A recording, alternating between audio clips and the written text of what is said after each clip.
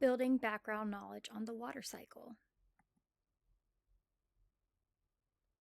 Did you know that water is always moving up and down and all around the Earth? It's called the water cycle. The sun heats up the water in puddles, lakes, rivers, and oceans. The water evaporates or turns into tiny droplets that float up into the air. As the droplets rise, they come together and form clouds. When the clouds get big and heavy, the water falls back to the ground. It rains.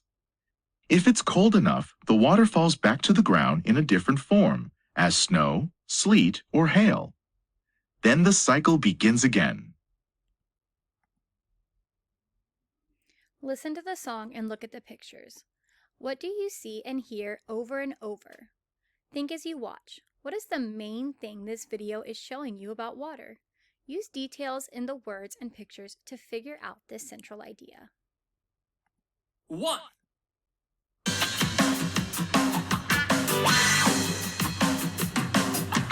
Clouds fill up and then let go.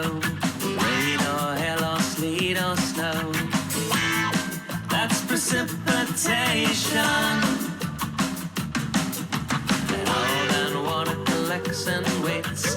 Puddles, oceans, streams, and lakes. That's accumulation.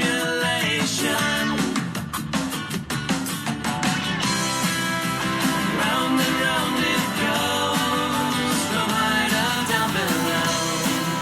The plants need it to grow. When I wash my clothes, like a wheel that rolls, it might go fast or slow. From mountain tops and over rocks, it never stops. The water cycle goes.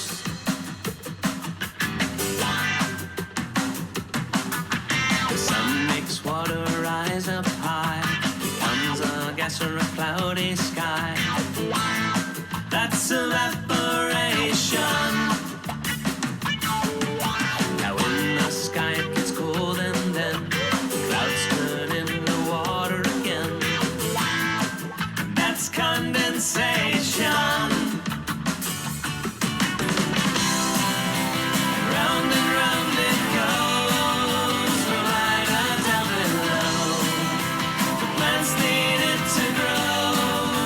And when I wash my clothes, like a wheel that rolls, it might go fast or slow.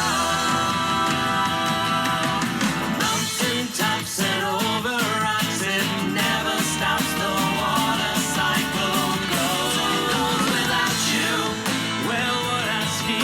Without you, nothing's in my tea. Without you, there wouldn't be chicken soup or mac and cheese. Without you, Niagara Falls is nothing but a big stone wall. Without you, where would I be? You're 62%